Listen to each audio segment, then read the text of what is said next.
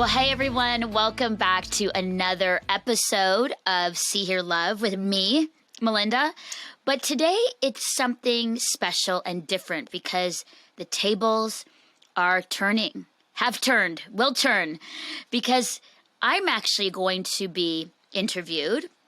I am not the host today. The host is actually Debbie Mulder, who you can find on social media. Hi, Debbie. Welcome. Oh, hi, Melinda. Thank you so much for having me. For those that don't know you, because they're probably going, wait a second. Who's Debbie? Why is she interviewing you? Can you give our audience a little bit about you, what you do, and why you think you're interviewing me today? And then we'll get into the reason. Yeah, Exactly. Absolutely. Well, my name is Debbie Mulder. I am a registered psychotherapist. I've been a psychotherapist for about 15 years now, and I've worked with children, youth, families, couples, individuals, and primarily a lot of my work has to do with trauma. So why I feel that we're talking today is, Melinda, you have gone through something, and you've gone through many things in your life, but most recently there has been an event that you have gone through. And I know that a lot of your audience and a lot of your friends and people that know you want to know what happened. And I am here to facilitate that conversation. I am here as somebody that, also wants to know what happened, but we also want to talk about that processing of what happened to you. Mm-hmm. So that's what I feel I'm here for today. Exactly. And what's interesting, for our listeners is that, Debbie and I have just met recently. Debbie reached out to me through See Hear Love. She is part of our SOS Summer Series.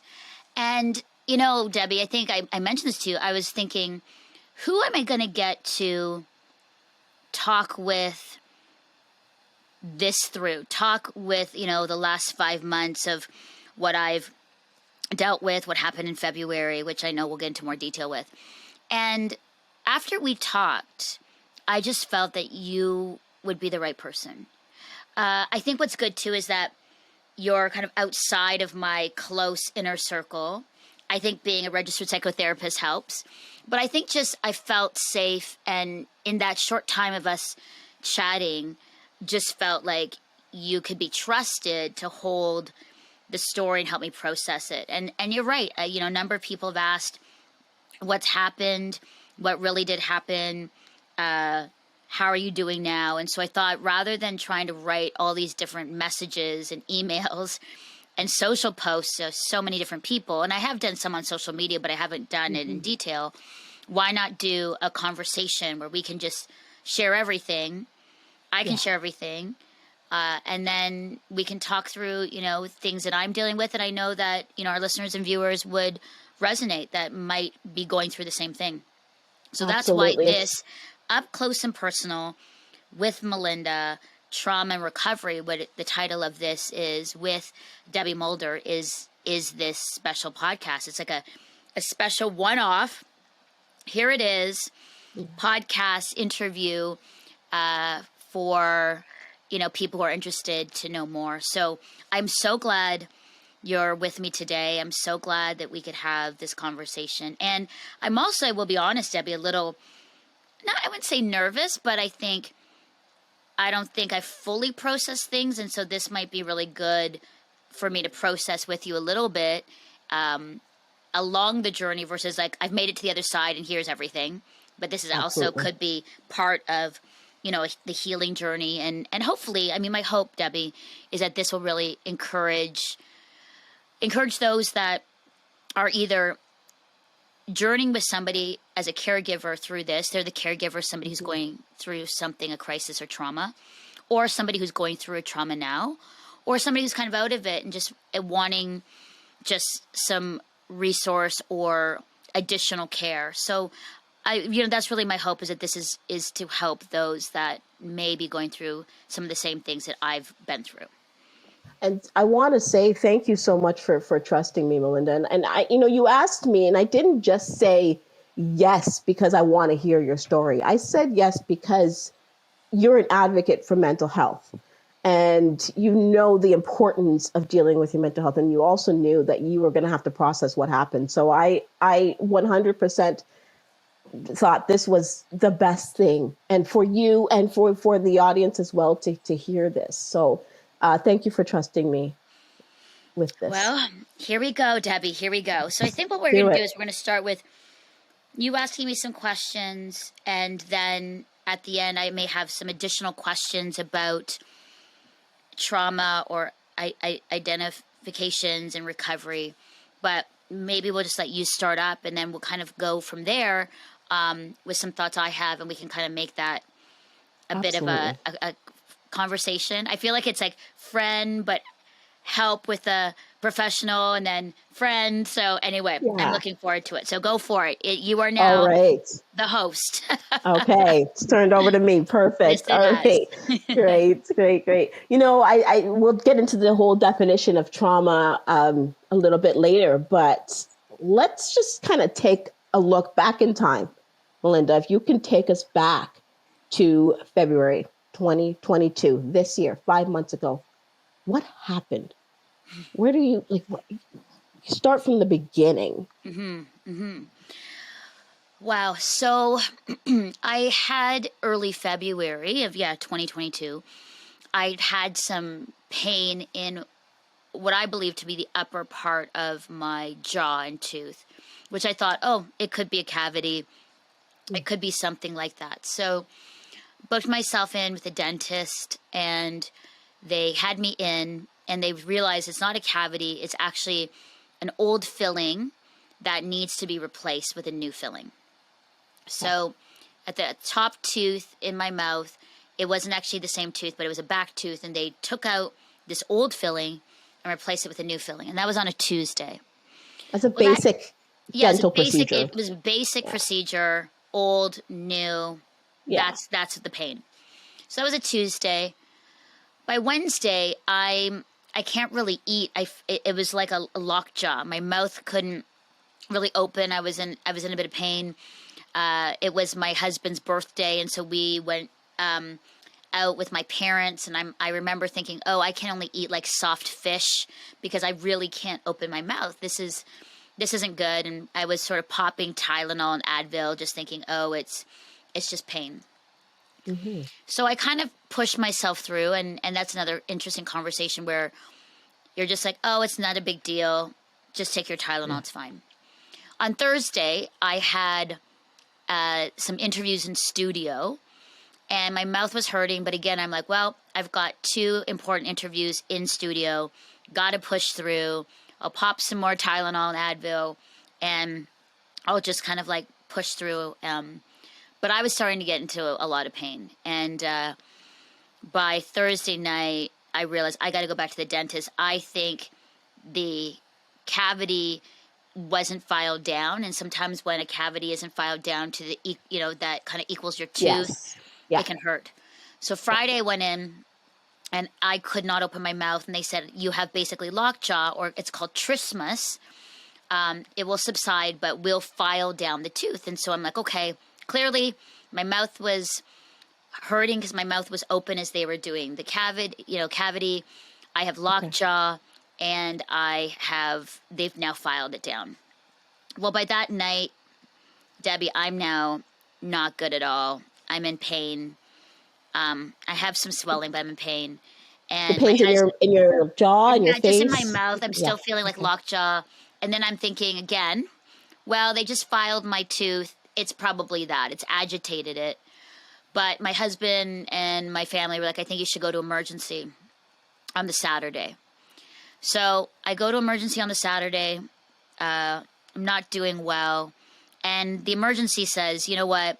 We're going to send you home with antibiotics.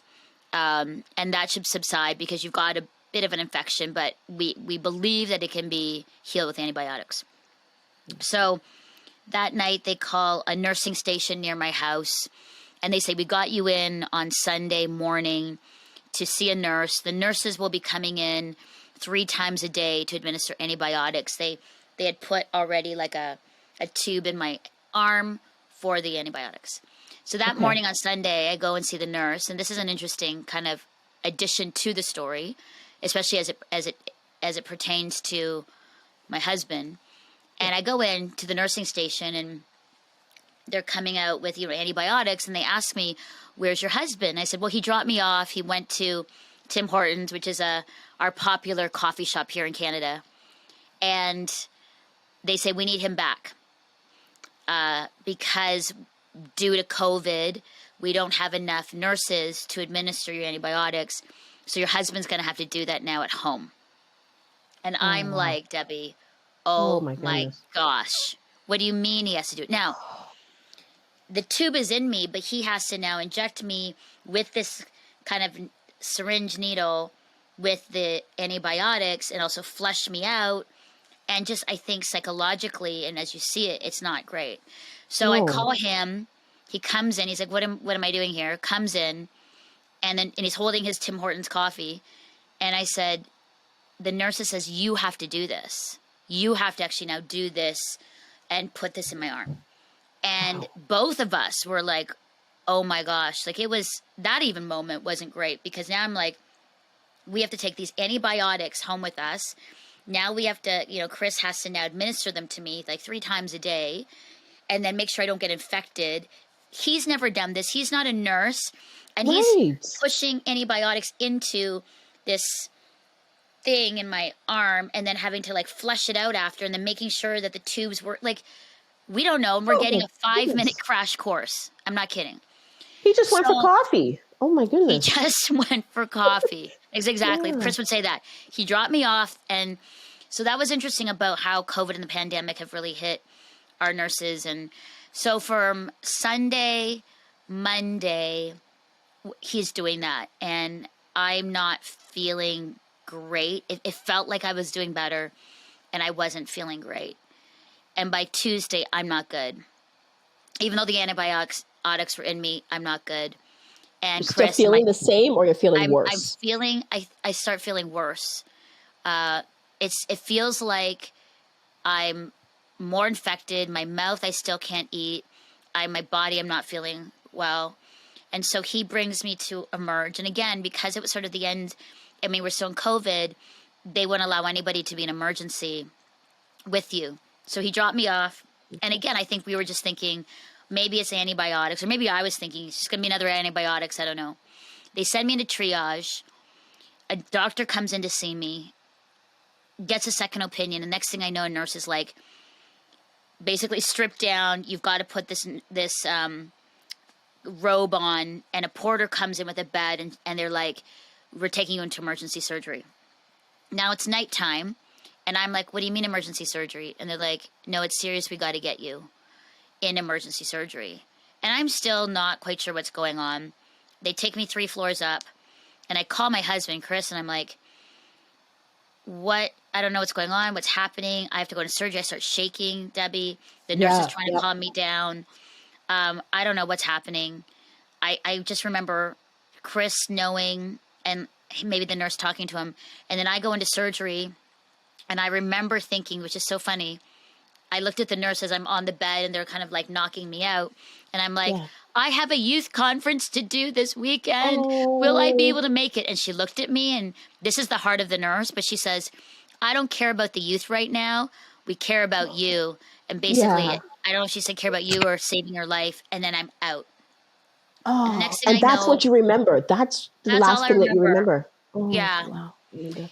So then I wake up, and I don't remember this, if I called Chris, my husband, or the nurse. But the next thing you know, I'm in ICU. And I'm in ICU that night, Tuesday night, Wednesday, Thursday, and Friday. And ICU, I mean, the nurses were amazing, but it's not great place. It's all I remember is needles in me, Yeah. morphine bags, saline. They didn't feed me. They just wanted me on saline, antibiotics, blood testing, blood thinners. Always kind of dark. It 4 wasn't. days. Yeah, it was 4 Tuesday days. night. Wednesday, Thursday, Friday. Okay, Friday. And I didn't really know how serious it was, Debbie.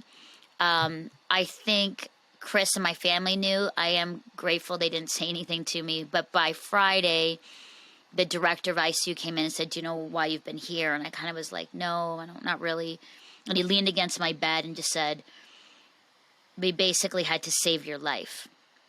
And I didn't know to the extent, I just thought I might have had a tooth infection. But what I found out was that I had swollen up like goiter size on my neck, which was impeding on my airway. The infection was too close to my brain, and so they were afraid that the infection had gone to my brain and I could have died. Right. They also believed that if they hadn't gotten the infection out, I could have gone septic. And then the other one is just that if the infection had come into my airway, I would have stopped breathing. And So they had that's to why cut. they were fearful for your life. Yes. So they Yeah. had to cut a hole into underneath my chin to drain out the fluid, and get it out.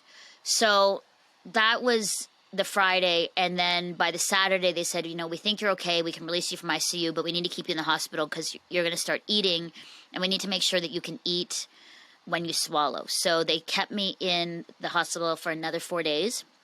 But as I was being released, they told me that there could be more infection, and they've booked me in with an oral surgeon the next day after I was released to meet with them.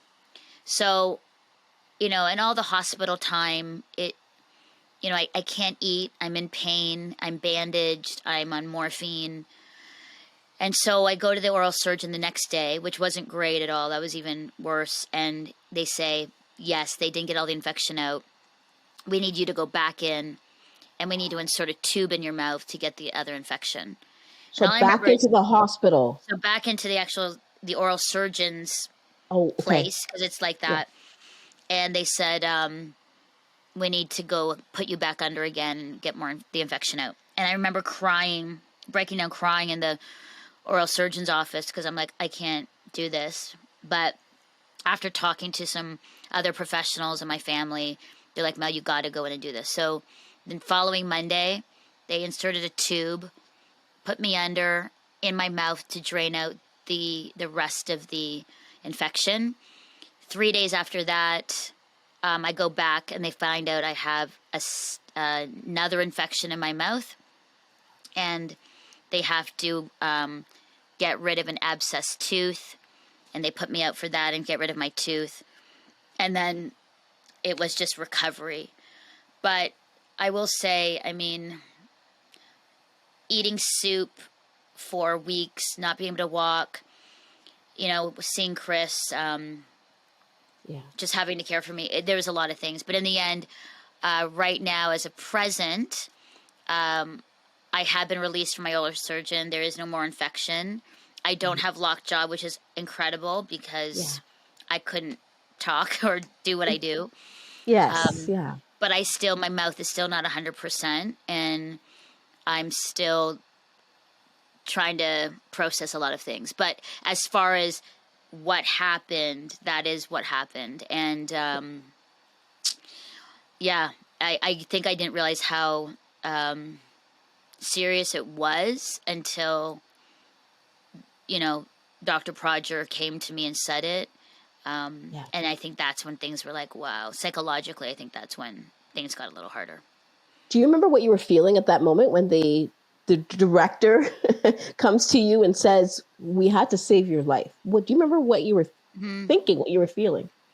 I was shocked. I'm trying to remember. I know Chris came every day, and then one time my girlfriend came to talk to me, and I'm trying to remember if he told me how serious it was. I don't think so, maybe, but, ICU was pretty dark. Like, I was sort of, he'd come, and I remember stuff, and I fall asleep, and I can't remember a lot.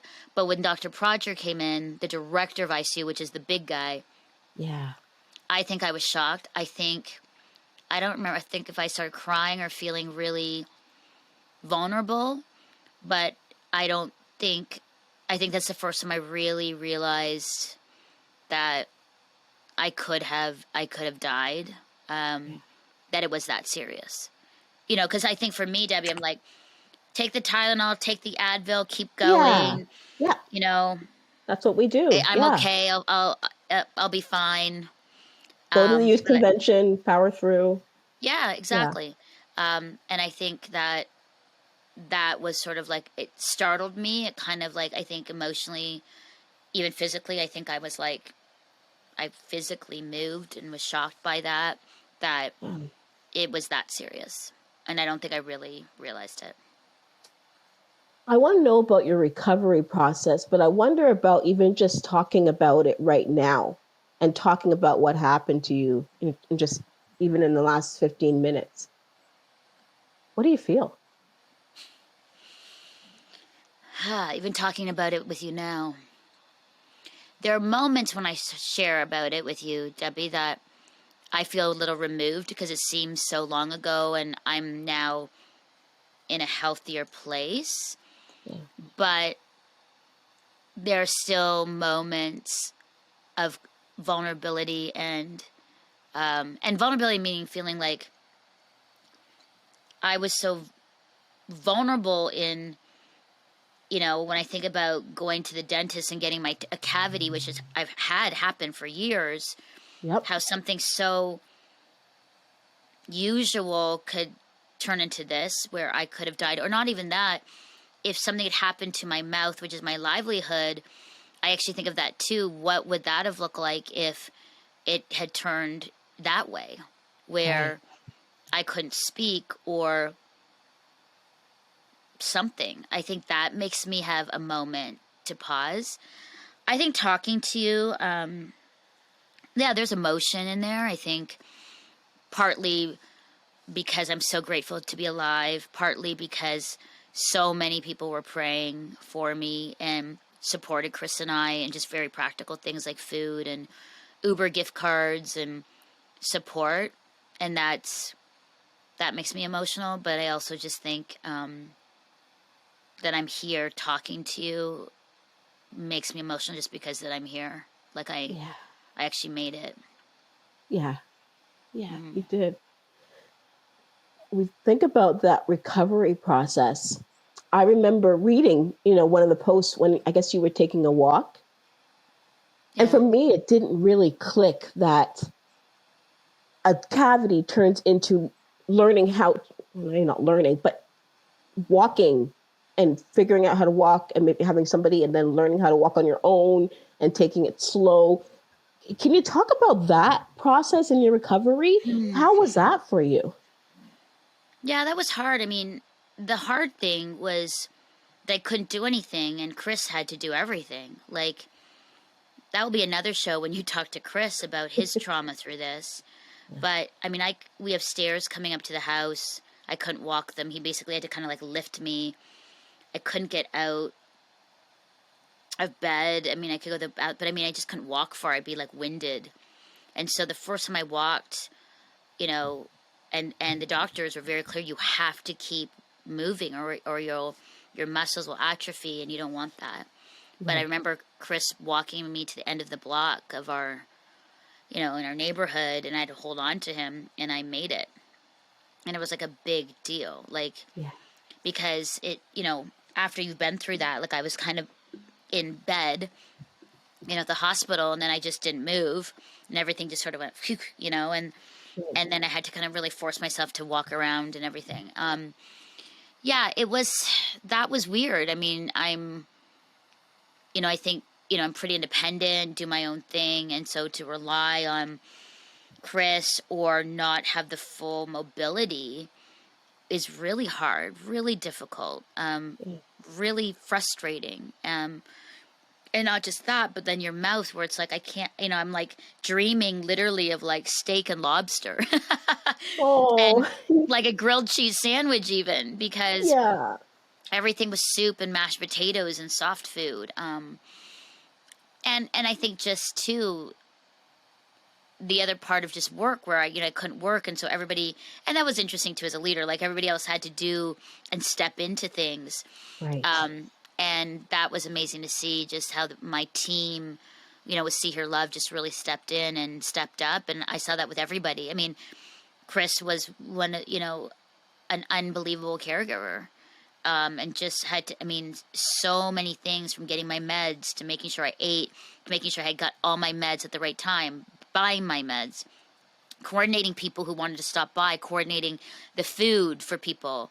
Like there was so much, and I couldn't do anything. It had to go to Chris or other people. Would you would you consider yourself uh, independent? So you consider yourself a leader, but being able to do things, is that something that you would say, yeah, absolutely. I get things done. Oh yeah, Yeah. 100%. I'm a Right. doer. I make things happen. Uh, that's totally me. Like, let's go. Here's the goal, the vision. Right. Here's how we're gonna implement it. And I Right. think that's part of the spirit of being an entrepreneur. Like even like launching a show like this, you gotta have the Yep. plan, make it happen every single season because it's all on you to make Yes. that happen. You've got a team, but you are you're the visionary, the one with the ideas. Let's make it happen. And so, yeah, that was really hard for me just to like not do anything. And not, you can't do anything. You want to be able to, but you can't. So that's No, I couldn't. entrusting other people to do Right. that work for you. Yeah. Yeah. Yeah. And that Was was that and that hard? was that was hard on one part for sure because I am a bit of a control freak and perfectionist. But on the other side, Debbie, in all honesty, it felt like my body was kind of like, you've been going for so long through the pandemic, through a lot. It was like my body also, it felt like even though I was going through this trauma and recovery, it felt like it went, like it felt Yeah. like almost like a forced stop. And I know Yep. I don't want to, confuse anything with trauma and what I was feeling, but it also felt like,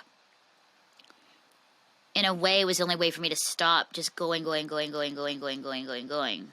In a way, Yeah. like my body just was like, we're done. You actually have to rest. You can't go out to, the patios with your girlfriends. You can't go out and do stuff. You actually have to lie in bed and rest and sleep Yeah. and rest. Now, that was even hard, but I couldn't really do anything. So I had to. I had to like let my body rest and heal. Yeah. And so that was big too. That was Yeah. really big. Would you would you say that God had a part to play in that, where, he's been telling you, but now you had to listen? Heh. Every experience in my life where there's been crisis and trauma, I've never blamed God for it happening. I feel like it gives opportunity for me to lean in closer to him. And that's the beauty of things. So, I'm not one to be like, oh my gosh, he did it. God, where are you? God, I blame you. I think in life, these tragedies happen and things happen. But I think it's the choice of us, as those, especially for those who follow Jesus, to then decide: are we going to lean in to Him, lean into people? Or are we going to retreat and be reclusive and blame and be angry? Yeah. And I'm never one to sit and be angry. I know what anger does to people. I've seen it. I've seen what happens when people are resentful or blame others. It doesn't do anybody any good, especially for the person. And Yeah. so, yeah, I had some really good moments of thoughtfulness and quietness with God. Um, Listened to worship music, had some good reading, had a lot of quiet time. Like even in ICU and in the other ward I was in, the nurses were always like, hey, do you want to watch TV or anything? And I tried it once and it was so distracting and it actually hurt my brain. I was like, no, I just need silence. Which for Mm. me, usually I needed the stimulation, but I just sat silently. And the other thing too, Debbie, which was interesting, is that when I was in the hospital, I met so many people. So many people stopped to talk to me Mm. in the hospital and visit me. People were telling me their life stories. People were just literally sitting at the edge of my bed, all ages, from like nursing interns to the porters to the food people to nurses telling me their story. And I hope, I believe it could have been the light of Christ, even in my absolute sickness, where people literally came up and just would come in Yeah. my room and just talk to me, or I would just say hi and they would just be like, hey, and open up like in a second. And Yeah. it was really amazing to connect with these incredible workers that are caring for people. I know it's not perfect, but my experience with our Canadian healthcare system was unbelievable. The Yeah. care and kindness and honestly love I received I think was also part of the healing for me.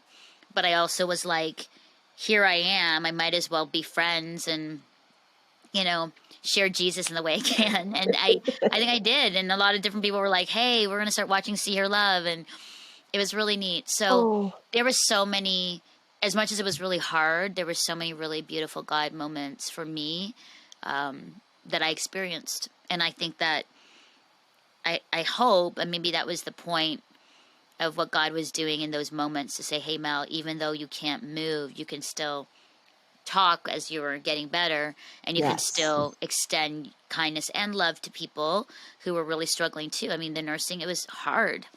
It was just kind of after the whole, really bad pandemic. I mean, I can't even believe I got a room because if I was there a Yeah. week or two prior, I wouldn't have gotten a room and emerge or in ICU probably. Goodness. Oh my goodness. So I actually, Wow. the timing for me to get what I got in the care was amazing. You know, Yeah. people that know you personally are probably not surprised at your experience in the hospital and people coming to you and just you listening to the story because that's who you are. But I also just want to say the fact that, I was going to ask you if you were angry, if you're frustrated with God, if you were, you still had all of that. And I think part of the reasons why I said yes to doing this is because you're not. I know that's a place that we've got to get to. And I know that people can be angry when they're Hmm. dealing with traumatic situations, but just to hear from you as to why you're not and what you've had to go through and just, you're still dealing with it, but the mind frame that you're in to deal with it. That's Hmm. why I said yes to this. And that's why people need to hear this. Thank you. So I yeah. hope that. I mean, it's not perfect in that place, but it's just so interesting seeing people as they go through similar situations. The one that is angry and upset, and the one that is like, how can I create good out of this for me and others around me? And Mm-hmm. then watching those two lives and journeys happen. And I want to be on the side of, healing and learning and openness on what I can learn. And I know that just from my own life. I mean, so many things that I've dealt with and gone through have been hard and brutal.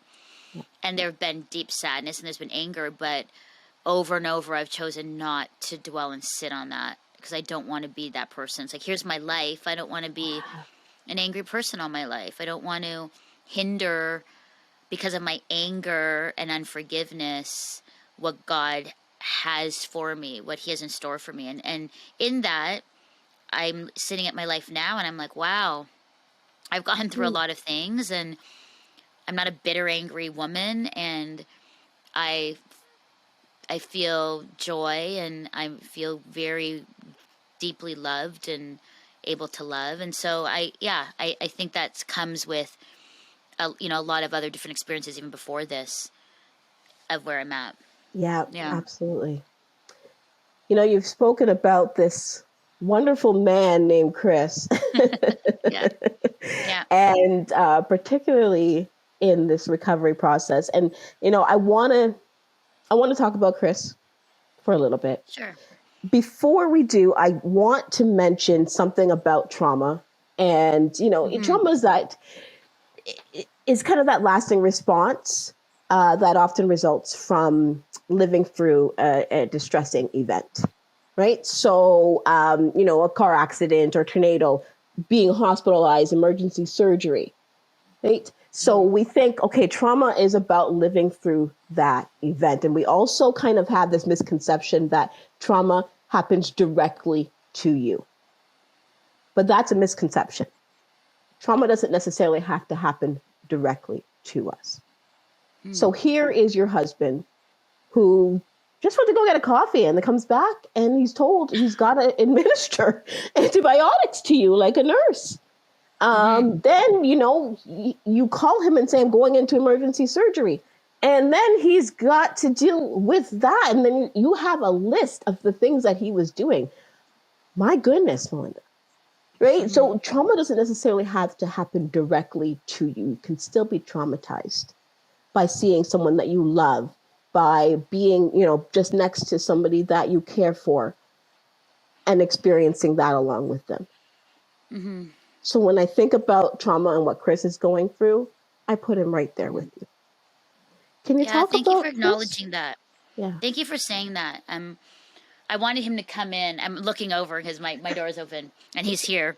I was wanting him to come in and hear from you, but maybe that will be a different show, and I'll have him listen to this. But I'm grateful that you acknowledge that he has experienced trauma as well. I mean, I think what happens too is that it happened to me, and so everybody's, all the focus was me. Yeah. Pray for Melinda, care for Melinda. What does Melinda need? Melinda needs Melinda, Melinda, Melinda. Yeah. And a Chris or a caregiver can be completely forgotten because it's like, well, that's what you'd have to do. That's what you need to do. She's the one who almost died, Mm. but you've got to just make sure that she's okay. And I think, as I look back, I think Chris got overlooked sometimes in the times that he really needed support. We actually did have some great guy friends that helped him, but I think, to be honest, there probably could have been more support for him Mm. emotionally and as he was going through this, Yeah. because it was not easy. Like, not only to hold that he knew before I did that I could die, but then he's carrying all of this and watching me and thinking, oh my gosh, is she going to make it? She can't do anything, and him having to literally do everything. Like, think for two people, think for me too. Like, what does Mel need? Who do I need to call? Is it the right time? I have to set the alarm so that she has her meds on time, because I'd be out of it and he'd have to come in and go, Mel, wake up. You've got to take your meds. So Yeah. he's literally thinking for two people. And yet his own needs and, his own health wasn't great when I was going through this. And so he's trying to manage his own health issues, then putting those aside so that he could fully focus on me, and trying to Right. work, Right. and trying to do his own job. And I'm in the hospital and he's trying to come and coordinate work and then come to the hospital. Then when I'm home, he couldn't leave me, because the other thing is, a couple times I tried to get up out of bed or whatever and I would fall, and just silly things like that. Oh, Like, so partly what he was like, he could be at home to work, but he also had to be in the office. And then he couldn't leave me alone for a while because I right. couldn't do anything. Like, if anything were happened, I couldn't walk anywhere. I couldn't eat. I couldn't make anything. Right. So yeah, it was very, very hard for him. And I believe even now, he's in recovery because he has to deal with his own trauma. Yeah. And so he's getting some care in a good way for him. But I know a lot of people don't acknowledge that. I think a lot of people don't realize that. And so I really respect that Chris has acknowledged that and is getting help. But it wasn't easy. And I'm Eh, so grateful and thankful for him, like, that he was committed to helping me, but also for his own recovery. When I first spoke to you about this, you had already realized that Chris needs support too. Yeah. So things happened to him while I was sick. My Yeah. husband needs support as well. I mean, Yeah. and oftentimes we go through trauma, we might not recognize that people that are Hmm. caring for us, the people that are family, the loved ones, are going through things as well. Yeah. And I think it's just, Debbie, a reminder for people that, we're in a great community. And I mean, honestly, there was so much care and love for both of us. Yeah. But I think that, even for our, Chris and myself, thinking about this with, a situation that could happen to friends or family, I think we're even more aware now of the care we need to give to the caregiver, That's not right. just the person that's going through it, but for that person, Yeah. that we need to make sure we check on them, we take them out, we find out what their needs are, we can, relieve them from duty. And that was good. There were times where some of his buddies took him out, and my girlfriends would come and sit with me while he went out with his guy friends, Yeah. and that was really good, so he could have that space. There are other times where he had to go get, like, my medication, and one of his friends sat just in the living room so that there was always somebody with me so that I wasn't alone just in case. And Yeah. that was meant more to us than anything, just to make sure that Chris could then go out and do what he needed to do. But Yeah. it was really hard for him. I think you're right. I thank you for acknowledging even that crazy antibiotic thing. That's right before I even went to the hospital. But even that, it's like, you're telling me to do something that we thought the nurses should do, and now Right. I'm doing this. And like, what if I do it wrong and it impacts you in a bad way? And I mean, that even in itself is traumatic to Right. insert that in me. Yeah. Don't want to Um, do it wrong. I don't know how to do it. I don't want to do it wrong. Yeah. exactly. So I think that was a big learning for us. But I appreciate that you acknowledging that trauma doesn't have to just be that it happened to the person. Like, Right. but trauma is also, in close proximity in that Yeah. relationship as well, can happen to the person, the other person too. Exactly. Imagine watching your loved one go through that. Yeah. How that might affect you. Absolutely. Ooh. So Melinda, I want to know how you're feeling today. Hmm. How are you feeling today? You talked about not having lockjaw, which is great. You can still be present, do what you need to do. But how are Yeah. you feeling? Hmm. It's a loaded question. Coming into this conversation, Debbie, I didn't know how to answer it because there's a part of me, I'll be honest, that feels, did I go back to work too quickly? Should I have had Mm, more recovery? If I didn't go back to work, would I've been so bored that wouldn't have been helpful either? Because I don't know, what's the prescription and right. the best process for recovery, right? Right. I will be honest, I haven't had enough, I think, rest, quiet time. My default, this is what Chris always says, is like, I just keep busy. I'm very practical. I'm a doer. I make things happen. I don't use the word hustle because, hustle has some negative connotations in that way of Yes. motivation. I love what I do and I make things happen. And I very much of a high output, high achiever. Um, so as I say this, I actually am making myself feel anxious because I Mm, think I do. I think I do need more recovery, to be honest. I think when the oral surgeon a little while ago released me from seeing me again, and he basically joked with me, said, "Oh, we're breaking up. We don't have to see each other anymore." I burst into tears in the surgeon's office, and what I was kind that of about? surprised myself. I don't know. He goes, "Mel, we're breaking up. You're clear. You're done. I did my last check. There's no infection. You're really good. And so it's over." And I burst into tears, Debbie. I burst into tears. Oh, And it was like a relief, but also I think I haven't processed this before, but there was a little bit of like, oh no, I don't have anybody that's going to keep checking on me in this, because I think there still is a bit of trauma around my mouth. And sometimes I get freaked out about it, like if something else will happen, because it seemed like yes. things were just happening over and over and over again. Yes. And so I think there was two part. I think it was, oh my gosh, he actually said we're done. And it was like 5 months later, we're done with any crisis or anything to my mouth.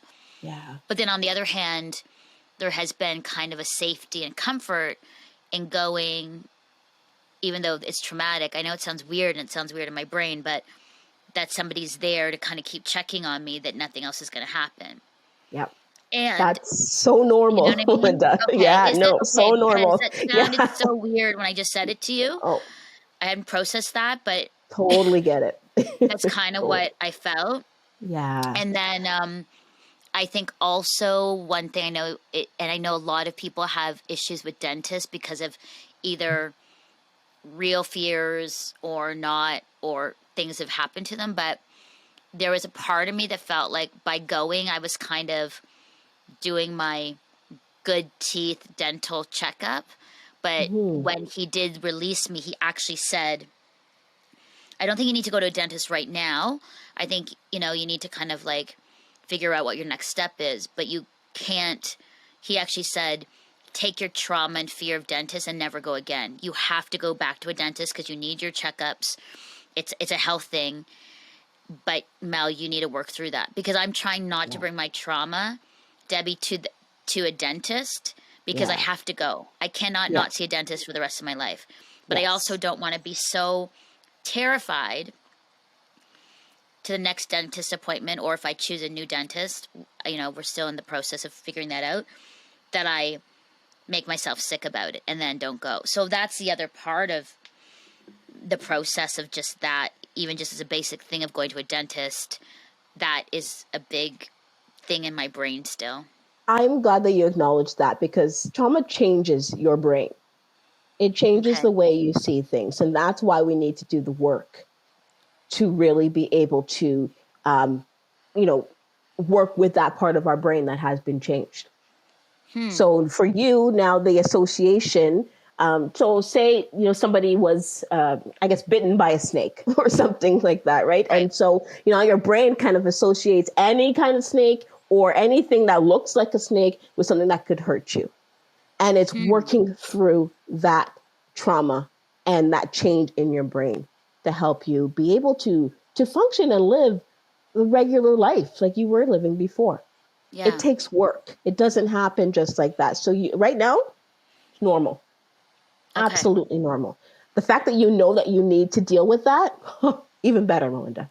Okay. Even better. Good. Okay. Because I was kind of like, oh my goodness, I can't not go to the dentist. But, if you told me, hey, Mal, you got to go this week, I'd be like, no, thanks. Not yet.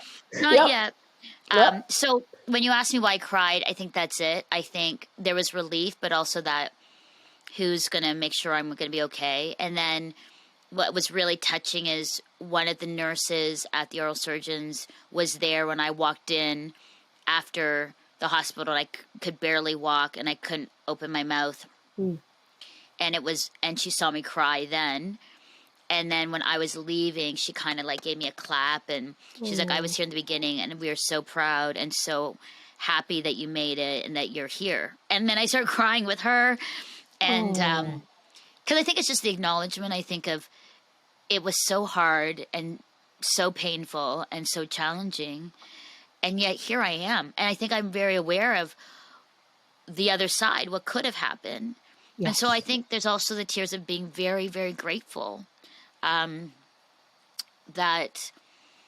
I am here, that I'm still doing a podcast. Do you believe it though, that you made it through? Do you believe that you have a part of where you are right now? That's recovery. I believe so. I mean, again, imperfectly done. Could I've rested more and done? Yes. I believe so. I believe there's so many factors. I believe for me, the prayers of thousands of people sustained us. I believe the commitment and love of Chris to me. I believe my mom and dad and family, love and care. I mean, there's so many factors, but I also do believe that you could have all of those factors and yourself, you could choose not to, and you wouldn't be anywhere. So yes. I know that there's also that for me. But I know that there's still more for me to do. I think there's even just us doing this, Debbie, is really good for me to kind of process and think about some of the things that you're asking me and kind of going, okay, what does that look like? What does that mean, going forward? Do you feel like you are on the right track? And I say that because I wonder, is a resolution, is, a life free of the trauma in your future? Do you believe that for yourself right now? A life free of trauma? Of this particular trauma. Oh, I see what you're saying. Oh, I don't know. I don't know, because I think when you're talking about life and death and experiencing that, I think that leaves an imprint on you that I don't think ever can go away. I mean, I've had traumatic experiences in my life as far as, my divorce and abandonment and going through depression and going through some, tough relationships and things. And those, the memories don't haunt me in that way, but I do remember things, and I do still feel things, but I'm not overwhelmed by it. I'm not obsessed with it, but I do feel that moment if I go and think about it. So I don't think that would be any different than this. This might just be a little bit even, I think, deeper, because it really was about, like I said, like life and death. It was, and I think too, some of the traumas and crises I've been before were on my own doing. Like, I think I made poor decisions that put me into some tough situations, or bad decisions, and then some of those I own. This one felt like this was so not, I didn't go in and be like, okay, I'm choosing to be in trauma and go into ICU and die. This was a completely out of the blue. So I think there's that part where it was like, I wasn't in control of this. I don't, what happened to me, I don't own, because it happened to me. I didn't choose for it. Whereas some of the other things, it's like, you know, some of the relationships, some things I chose to do were what am I doing? And then I'm like, and then, you know what, I'm very clear about, and I live with the consequence, and then make the decision to, you know, Got it. I keep get going. what Do you know you're what I'm saying. saying? I think there's that part, you know? Yeah, for So, sure. but I think this will be a huge part of my story, and part of understanding, I think, trauma and recovery going forward. I Yeah. think so. Yeah. And, I wanted to ask you, what is that one thing that you would want people to know about your experience? Because you've learned a lot, you've gone through a lot, and there's so much there. Is there something that you want people to know about your experience? Oh man, that'd be a good question. I will say this, and I've said this to Chris and some close friends. I don't know how anybody can go through a crisis and trauma alone. Yeah. Like, I can't imagine going through this and not having Chris or my girlfriends or family not with me. And not only that, but people committed to praying for you and thinking of you. And I don't know. I mean, I know it's hard, because a lot of people have said to me, Mel, we don't have a community, or we don't have friends. And I'm like, that's a two-part thing for me. One part is you need to put yourself out there and find friends. And the other part is, man, everybody, people need friends, be a friend. Like, Yes. like, there will be people that are going to reach out, and then you need to reach back. Or if you know that there are lonely people, then reach out, especially in the church community. Like, this is what it means to love one another. And so for those, and so many people, Debbie, write to us on See Her Love and are like, how do I find a community? Where do I find a girlfriend? Where can I find friends or people that will care and love? Yep. And it's a hard question, because I mean, I have a very, very, very robust and beautiful community. And I've been told it's very unique. It's very rare what you have, because I've got a lot of friends, a lot of people that really cared deeply for Chris and I. And we saw that in the rallying of what happened. Yes. But I grieve the people who go through crisis and trauma in all forms, family crisis, health crisis, and don't have anybody. Alone in And that hospital without anybody. I don't even know what that, I don't know. And you know what? When I Yeah. walked the ward, when I could walk, and I was shuffling my feet, because it was either a blood thinner or Mal get walking, but I only could go short distances. There were so many people in the hospital where I heard that no one had visited them. There were some that were getting visitors, but there were people that didn't have any visitors ever.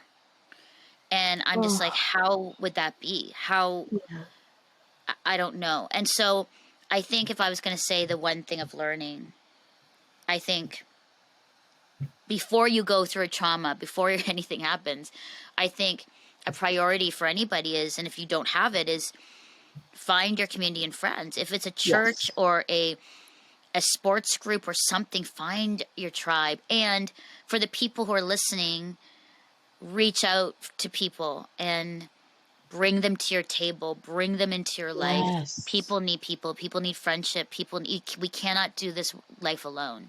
We often And wait for people to come to us. It's probably going to take you going to people and right, saying, I need you. I need you part of my tribe. Let's, exactly. And yeah. I think that's it. I think that's going to be the key, because it's like, I've heard people say, well, Mel, I have reached out and I'm I haven't found any friends. And so I commend those people, but then the people that they're reaching out to, come on.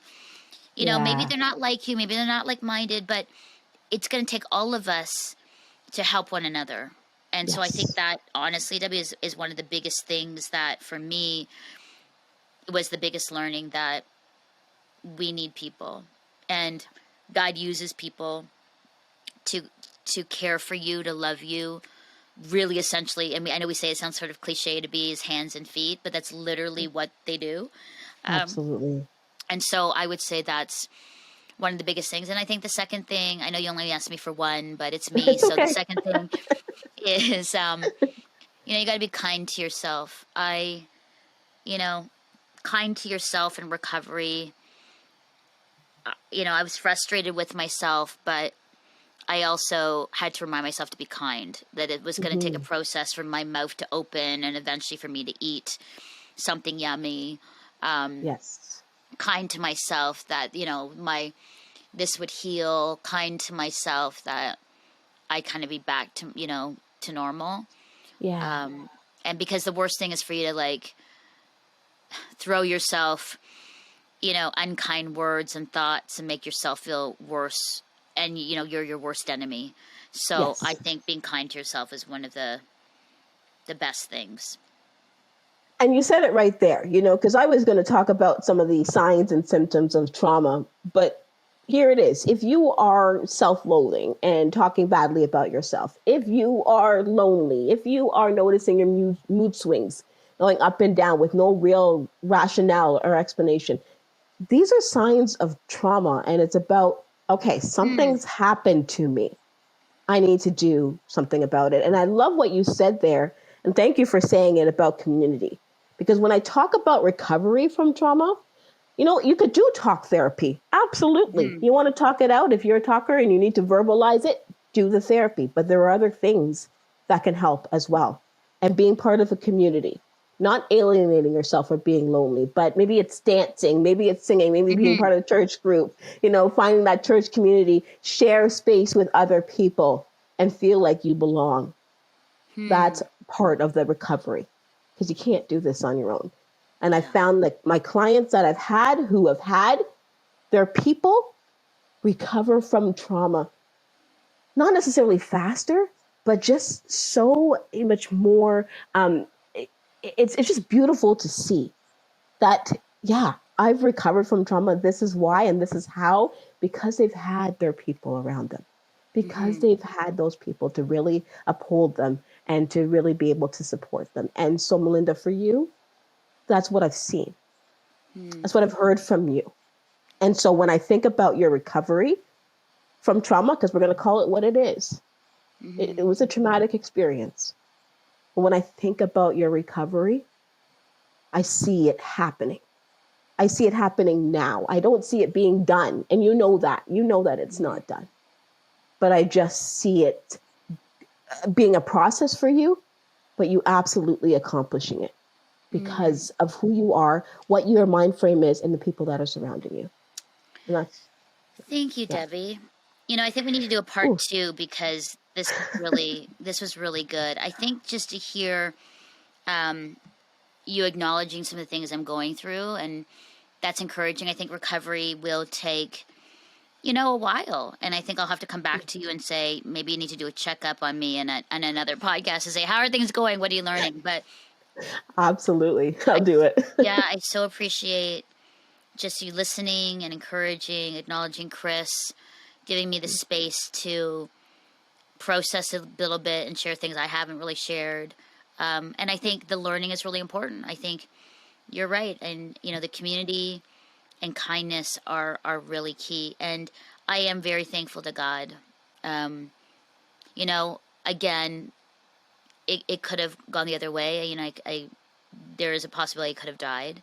Yeah. But I will say that with this opportunity of living, I think it even solidifies more just what I'm to do and to keep following him. And, you know, there's just so much, and it's kind of running through my head. But I just thank you so much. Today was a good day to have this talk, and I'm feeling really encouraged out of this. So thank you, Debbie. Thank you. Thank you Thank for you so much trusting for me, this. Melinda. Thank you. Yeah, it was Thank so you. good. And so to our listeners and viewers, I so appreciate that you listened to our conversation where Debbie was host and I was being interviewed. If you want to know more about Debbie, Debbie Mulder, Mulder, on social media, Instagram and Facebook. And if you are recovering or going through trauma, you are lonely, you're feeling discouraged, you're a caregiver and you're feeling forgotten, I hope this conversation has encouraged you in knowing that you're not, that God is with you, that there may be a time where you need to make some choices to put yourself out there and to find some friends. And if you are people who, you know, have capacity and are able and willing, please be friends to people that are looking. And as you do, as you go about this life that is hard and challenging yet beautiful, really beautiful, know that you are seen, you are heard, and you are deeply loved by God. Thank you so much for joining us.